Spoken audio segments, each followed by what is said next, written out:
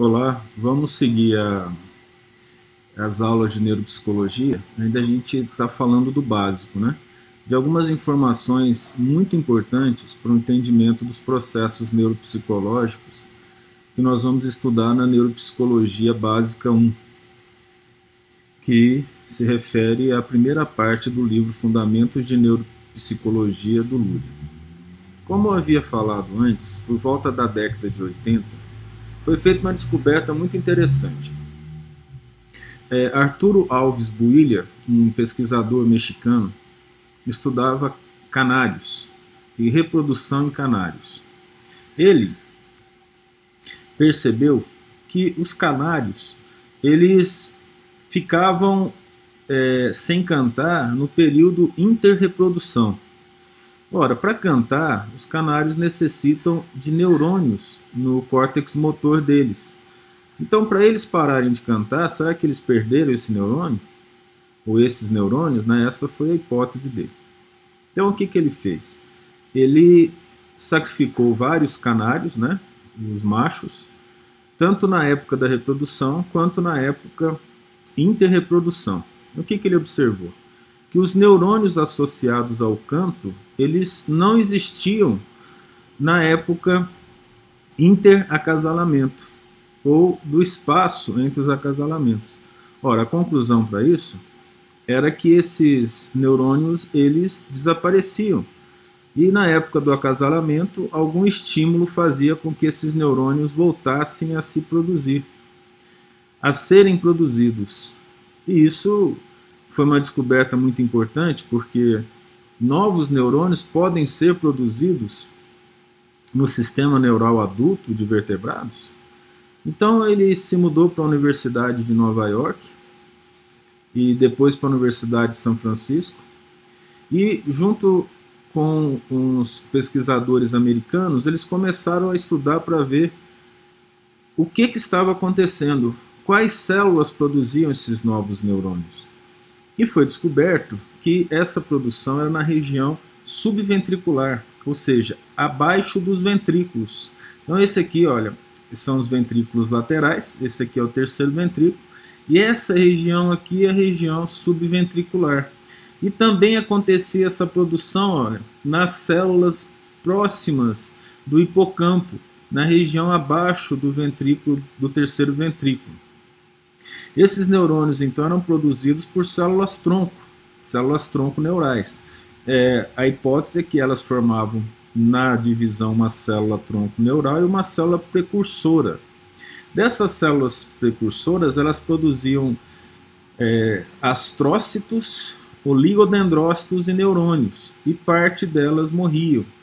Então essa aqui foi uma descoberta muito importante em relação à plasticidade neuronial. Novos neurônios são formados no cérebro de adulto.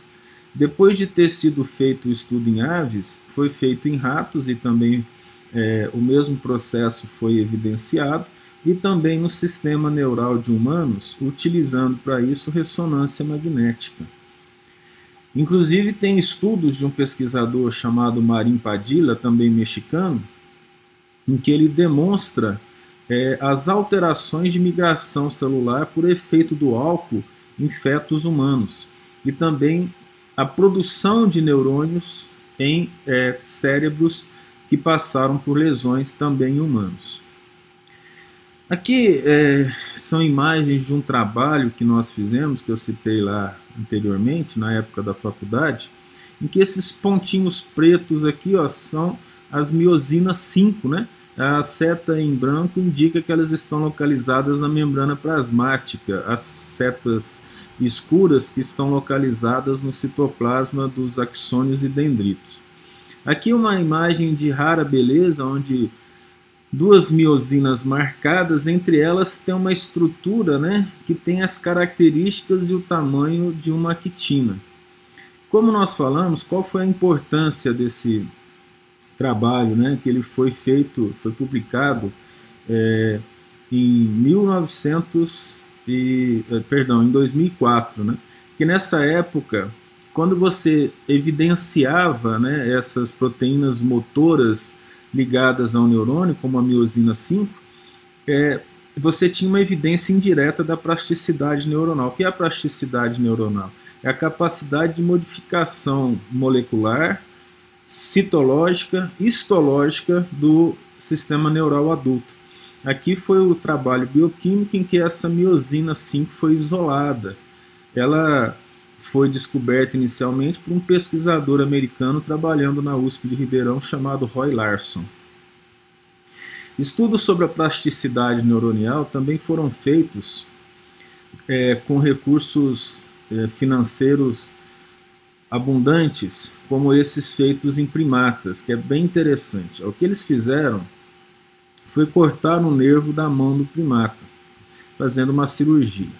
E assim que essa região nervo foi cortado, aqui, ó, essa é a região do dedo em que seria a área de atuação desse nervo. Também associado aqui à palma da mão. E essa aqui é a área cerebral responsável pela movimentação ou sensibilidade desse nervo, né?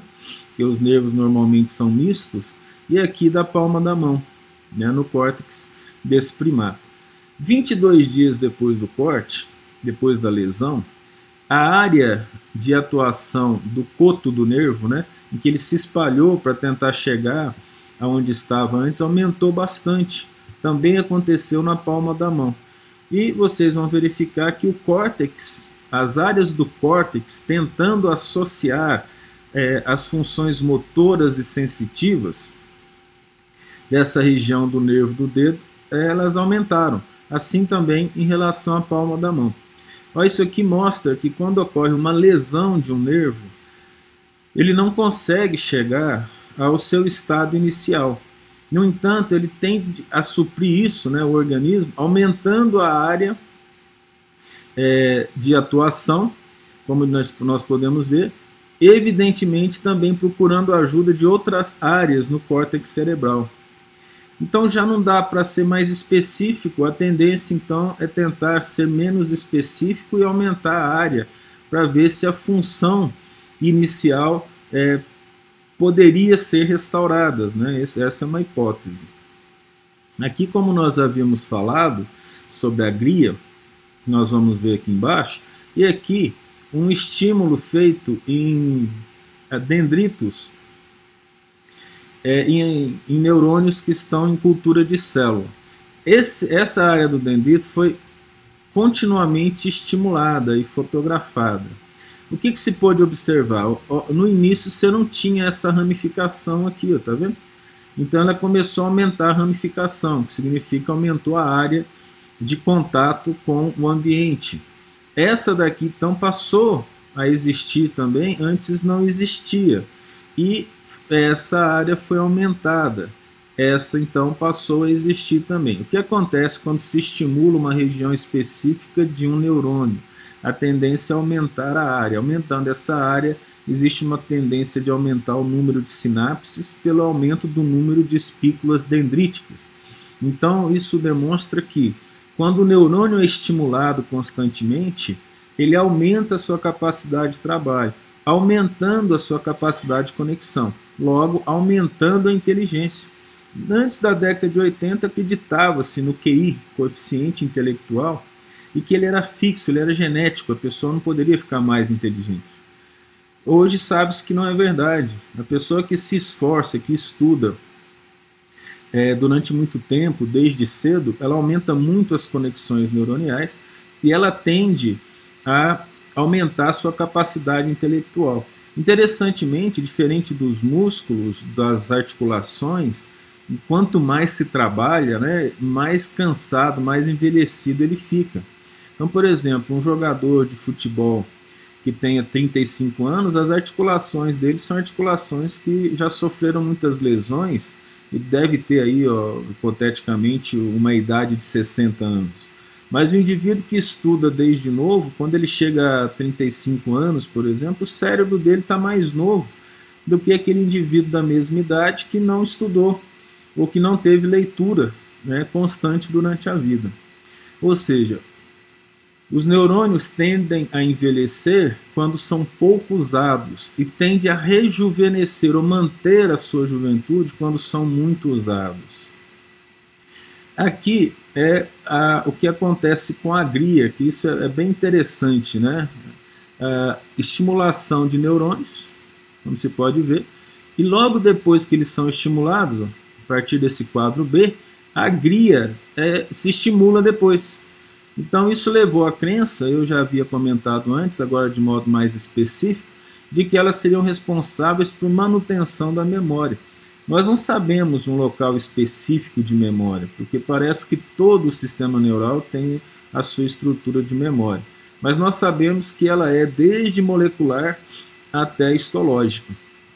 Anatômica nós não temos evidência, né? Anatomia macroscópica. É interessante que os trabalhos para terem realmente uma efetividade em termos de ciência, de construção do conhecimento, ele precisa ser feito com raciocínio, com lógica, e seguindo um caminho científico sério, né? Muitas pessoas se dizem cientistas porque leem as coisas, porque leu um livro de terceiro grau, mas a ciência ela requer mais que isso, né? De tal maneira que o Gilbert Lewis, que foi aquele indivíduo que gerou a teoria das ligações covalentes, né, e do emparelhamento de elétrons, ele disse: a ciência tem suas catedrais, construídas pelo esforço de poucos arquitetos e muitos operários. Então nós temos na ciência muita receita de bolo, né? O indivíduo ele aprendeu uma técnica, ele faz a vida inteira aquela técnica e vai jogando informações no sistema científico. Isso é importante. No entanto, a ciência cresce a partir do momento que você cria informações novas. Isso pode ser até em artigos de revisão, né, em artigos de opinião, em que são questionados procedimentos, raciocínios, e aí você acaba ajudando mais pensando, né, do que agindo como operário, com todo respeito aos operários. Esse aqui é um esquema de um cérebro de rato, né? Um encéfalo de rato, né? O cerebelo, voltar. Essa aqui região é o mesencéfalo, aqui é o corpo caloso, né? Essa é a região ventricular, aqui é a região subventricular. E aqui o bulbo olfatório dele. Por que eu estou mostrando isso? Foi descoberto, então, no rato, essa rota aqui, ó, escura, que é a rota de neurônios para produzir neurônios no bulbo olfatório. O bulbo olfatório nosso, ele produz neurônios responsáveis pela olfação.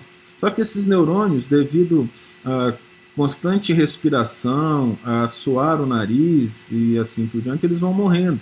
E eles, então, são construídos constantemente no adulto. Com o passar do tempo, os idosos não cheiram, não têm a capacidade de cheirar bem, porque os neurônios passam a ser produzidos em menor quantidade devido aos processos metabólicos. Isso aqui chama rota tangencial, né? Que é essa rota que a região ventricular e subventricular produz novos neurônios que migram aqui em direção ao bulbo olfatório, se espalham nessa região. Nós fizemos um trabalho para verificar o que aconteceria com os neurônios do córtex cerebral se nós injetássemos álcool no dia que ele nascesse. Nós podemos voltar aos slides anteriores, né, naquele momento em que é a data de nascimento do neurônio, quando ele sai do tubo neural e começa a formar o córtex. Naquele momento nós injetamos na mãe etanol, numa concentração de 20%. A concentração é até abaixo de algumas bebidas, mas seria a concentração de um vinho, mais ou menos, né? 3 vezes de 8 em 8 horas. Ora, depois nós marcamos o DNA desses neuroblastos que estavam sofrendo o processo de síntese ali antes da mitose, em que o DNA é duplicado com uma substância chamada bromodesoxuridina. A bromodesoxuridina ela é responsável por substituir a timina no DNA. Só que ela apresenta uma capacidade química da gente gerar uma reação com ela, né, utilizando uma enzima de peroxidase, e ela fica evidente de forma castanha escura nas marcações histológicas. Então, nós fizemos um trabalho, né, para verificar como é que seria a migração de neurônio. Tudo que está escuro aqui, ó, esses pontinhos escuros, são neurônios que estão marcados. Aquela rota lá é essa aqui, ó. E aquele espaço em cima é essa região aqui, chamada de fissura pré-frontal. Aqui é a fissura pré-frontal de um filhote controle, né, normal. E aqui a fissura pré-central de um filhote cuja mãe foi alcoolizada. E ele recebeu aí os efeitos do etanol. Observa que esse caminho bonitinho aqui, ó, assim como esse caminho bonitinho, se tornou isso, com erros de migração. Então o álcool ele gera migrações erradas. Ó. Ao invés de seguir, né, a migração para o bulbo olfatório, ele errou, ele veio aqui para essa fissura, né, ele desceu aqui, ele perdeu a capacidade de seguir o caminho correto. Né? Esse foi o trabalho no bulbo olfatório. Interessante que nós injetamos álcool nas ratas o equivalente do 30º ao 35º dia de gestação humana, que na rata é o 11º, 12º dia de gestação. Muitas vezes nessa época a mulher não sabe que está grávida. Né? Aí nós fizemos a estatística, até seguindo uma informação do Lord Kelvin, que é bem interessante. Ó. Se você puder medir aquilo que está falando e puder expressá-lo por um número, então você saberá algo sobre esse assunto. Porque aí você evita a subjetividade. E aí você vai conseguir fazer um raciocínio menos subjetivo, mais lógico e mais objetivo. Aí nós vamos ver a estatística depois. Isso aqui é o córtex normal de um rato marcado com HE, hematoxilina eosina. Observe isso aqui, ó. Isso aqui é a camada molecular, só núcleos de células bem pequenos. Aí vem as camadas de cima para baixo. Aí a gente consegue fazer a demonstração de quais são essas camadas, mas um pouco difícil aqui e nós não teríamos condições de fazer. Isso aqui é um vaso sanguíneo. Essa camada aqui, ó, para ficar bem claro, é a camada granular externa e aqui está a camada piramidal número 5, né? Essa região aqui é a 6. Não existem neurônios piramidais relatados na camada molecular. A ingestão do álcool gerou isso aqui, ó, neurônios piramidais na camada molecular, como as setas estão mostrando. Né? Esses trabalhos eles foram publicados em 6 artigos diferentes devido à quantidade de informações, de dados que nós obtivemos. Né? Então observa que existe um erro de migração. E as células que deveriam parar, por exemplo, uma célula dessa na camada 3 ou na camada 5, elas vieram para a camada 1. Aqui também, essa camada aqui, ó, é a camada de células granulares externas. Observa que pelo tamanho do núcleo, né, e pelo formato de algumas células na qual o conteúdo do núcleo extravasou, estamos vendo células muito grandes, ou seja, as células piramidais invadiram uma camada granular. Células piramidais grandes, já que pequenas existem. Essa aqui ainda é mais grave, a camada molecular ela deu uma volta, porque um grupo de células veio morrer aqui.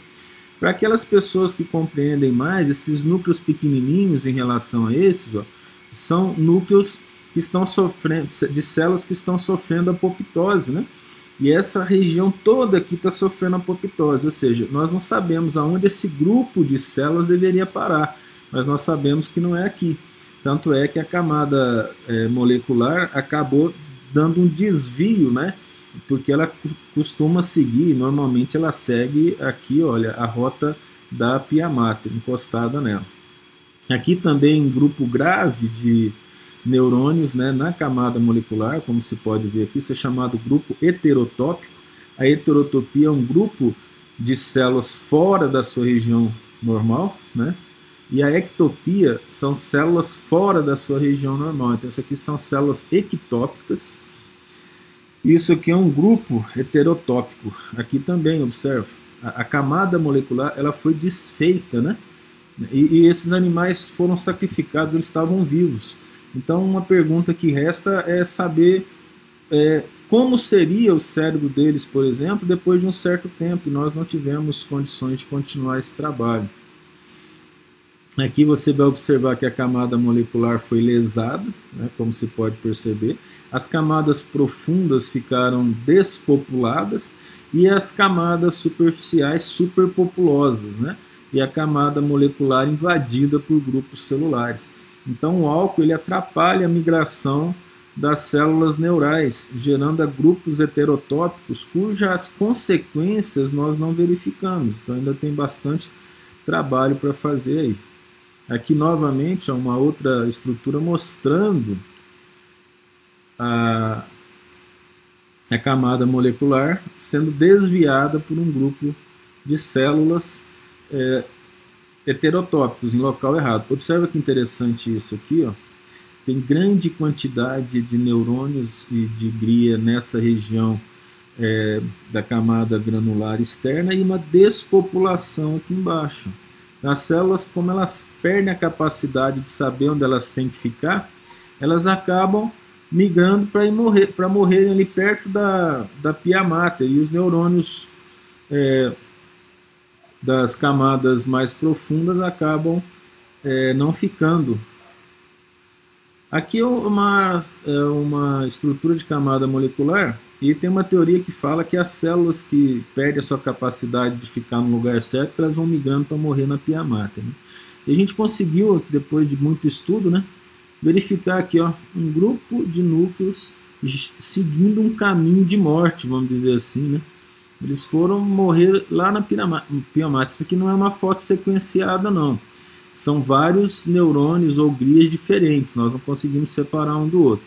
E provavelmente deve ter aqui uma glia radial, né, que eles estão seguindo, olha só, e não era para eles estarem ali. Eles estão seguindo essa rota de morte, vamos dizer assim. E nós fizemos uma análise estatística em cada lobo, né? Essa parte escura aqui, olha, representa os número de neurônios tratados com álcool, e esse daqui é o número de neurônios dos ratos normais. Observa que no lobo frontal a destruição foi maior, depois no occipital, depois no parietal e depois no temporal. Essa estrela aqui ela indica que há uma diferença significativa, ou seja, que o número de células em relação aos animais controle, elas significantemente apresentam diferença estatística, né? Em outro trabalho que nós fizemos só com o bulbo olfatório, você pode observar essa diferença de contágio. Aqui no bulbo olfatório de um animal normal e aqui o bulbo olfatório de um animal tratado, né? Então observa que isso aqui tem uma despopulação de células muito grandes aqui, que chega a quase 50%, como a gente pode observar nessa análise gráfica, né?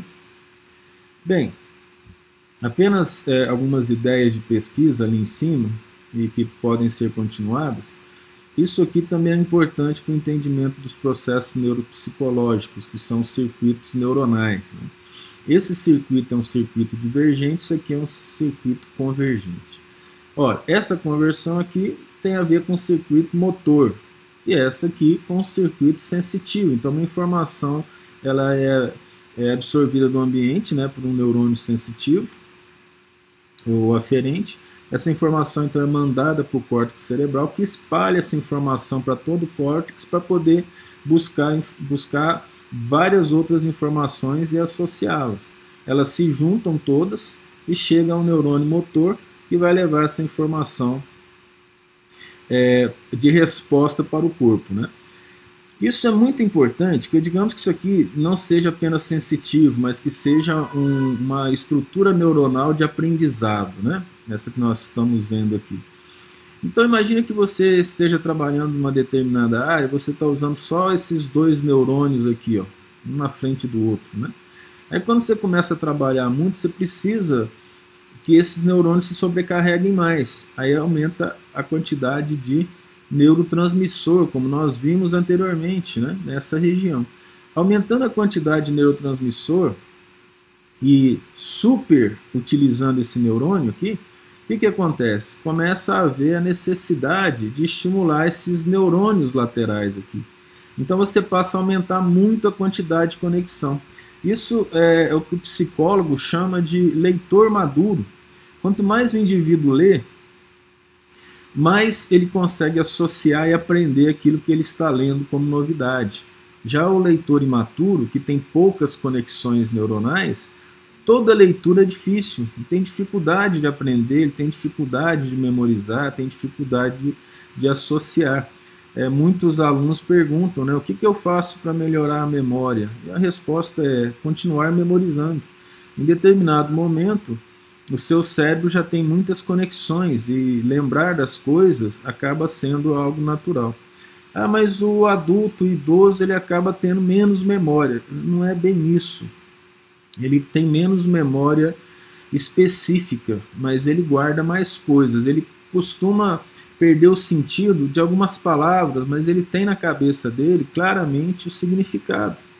Então, a capacidade de associação está aumentada se ele for um leitor maduro, vamos dizer assim, né?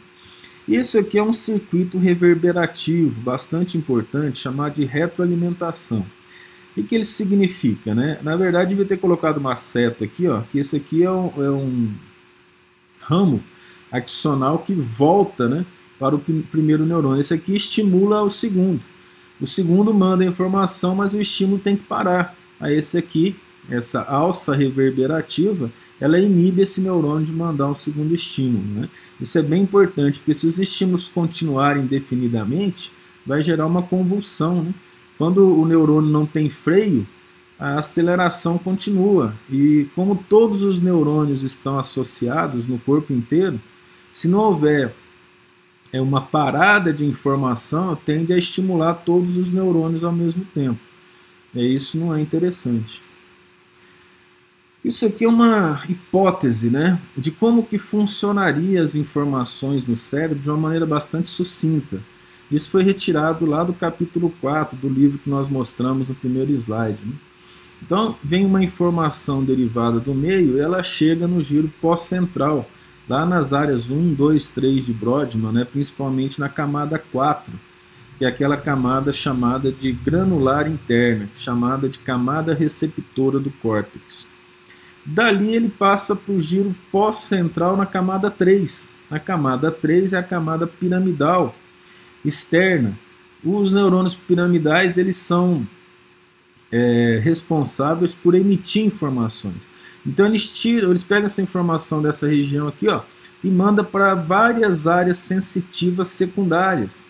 E esses neurônios sensitivos secundários, que são principalmente as áreas 5 e 7 de Brodmann, né, e as terciárias de alguns lobos, e manda para as áreas associativas, principalmente o lóbulo pré-frontal.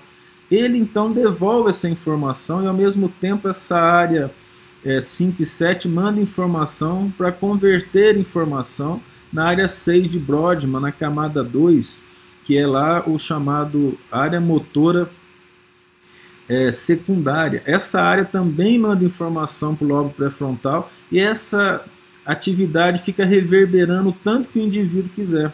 Ele pode responder rapidamente, seguindo aqui, ó, essa seta, a uma informação, ou ele pode gerar reverberação constante. O que significa isso? Ele manda para a área pré-frontal, o indivíduo pensa na ação, medita na ação, verifica se vai fazer, pega mais informação, pensa mais um pouco, analisa mais um pouco, resolve fazer, volta, pensa novamente. Aí quando ele decide o que ele vai fazer, a área 6 de Brodmann inicia a resposta mandando informação para o giro pré-central, que é a área 4 de Brodmann, principalmente para as camadas 5 e 6. A camada 5 vai mandar as informações para o trato piramidal e a camada 6 vai mandar e ainda recebe informações do tálamo, que também gera um circuito reverberativo, mas não seria nada simples colocar essas informações aqui na forma de gráfico, né? Aí ocorrem modificações no potencial de ação das células piramidais da camada 5 nos núcleos da base ou no mesencéfalo, e aí a resposta é dada. E ainda aqui a gente continuaria, porque assim que você dá a resposta, existe um circuito reverberativo no próprio cérebro, nessa área associativa do lóbulo pré-frontal, em que você está analisando a sua resposta enquanto ela está sendo dada e assim que ela é finalizada. E você pode tentar modificar a situação se você não gostou do resultado. Então isso aqui é muito importante que seja observado, porque é a base geral, simplificada do conhecimento neuropsicológico, né? Essa maneira de receber informação, de processar informação. Nós então vamos trabalhar a partir de agora, não necessariamente que ainda eu preciso dar algumas informações básicas, né? Baseada nisso aqui, ó, nesse circuito neuronal através de alguns esquemas. Mas a neuropsicologia e a psicologia histórico-cultural, ela foi trabalhada na Rússia, aí no início do século XX, até mais ou menos a década de 70, 80 no máximo, né? E o grande expoente dela foi o Alexander Romanovich Luria, que é um russo, né, que nasceu em 1902 e morreu em 77. E ele organizou as funções cerebrais em 3 unidades, chamada unidade para regular o sono e a vigília, unidade para obter, processar e armazenar informações, e unidade para programar, regular e verificar a atividade mental. Nós vamos trabalhar na neuropsicologia 1 essas 3 unidades funcionais e alguns outros conceitos que o Luria escreveu no livro Fundamentos de Neuropsicologia. Essa é a base do curso de Neuropsicologia Básica 1. No momento, nós estamos vendo apenas umas informações gerais do sistema neural, esparsas, devemos dizer isso, mas necessárias, né? E algumas informações nós vamos colocar em termos de estrutura cortical, que nós precisamos lembrar, e logo iniciaremos os trabalhos com essa neuropsicologia. Aqui, para nós terminarmos, algumas informações interessantes, né, que são... Aqui eu gosto bastante até de colocar essas frases das pessoas experientes, né, para a gente aprender um pouco. Aqui é da Bíblia, né, em Tiago: se alguém tem falta de sabedoria, peça a Deus, e Ele a dará, porque é generoso e dá com bondade. Por isso que eu gosto de fazer umas orações antes de estudar e antes de dar aula. Um pouco de ciência nos afasta de Deus, muito nos aproxima. Louis Pasteur. Essa aqui, ó, é bom as pessoas terem noção que elas falam que os cientistas são ateus, né? Parece que Louis Pasteur não era e nem Isaac Newton. Veja que interessante uma frase de Newton. A maravilhosa disposição e harmonia do universo só pode ter tido origem segundo o plano de um ser que tudo sabe e tudo pode. Isso fica sendo a minha última e mais elevada descoberta. Então, por hora, nós terminamos essa aula e logo depois nós passaremos a 4ª aula do curso de Neuropsicologia. Até breve.